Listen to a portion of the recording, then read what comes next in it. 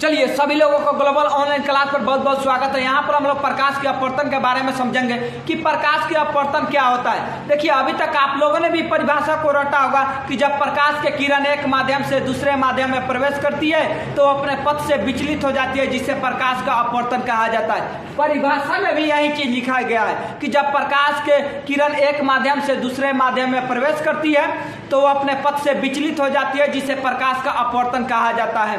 यहाँ पर जब प्रकाश के किरण एक माध्यम से दूसरे माध्यम में प्रवेश करती है तो वो अपने पथ से विचलित हो जाती है। पथ का मतलब होता है रास्ता, अब विचलन का मतलब यानी विचलित का मतलब होता है आपको भटकना।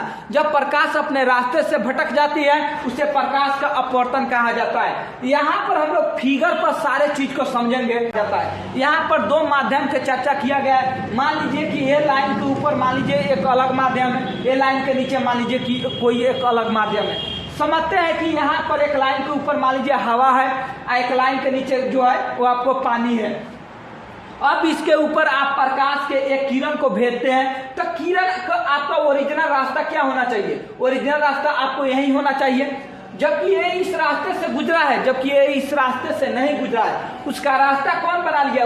वो अपने रास्ता ये बना लिया है, यानी उसका वास्तव में रास्ता होना चाहिए डॉटेड लाइन, जबकि वो रास्ता ये बना लिया है। तो ये अपने रास्ते से भटका है कि नहीं भटका है? तो ये अपने रास्ते से भटका है, और यही जो भटकने की क्रिया है यही आपको प्रकाश का अपवर्तन कहलाता है। तो जब प्रकाश के किरण एक माध्यम से दूसरे माध्यम में प्रवेश करती है तो अपने रास्ते से यानी पथ से विचलित हो जाती है, यानी भटक जाती है, जिसे प्रकाश का अपवर्तन कहा जाता है।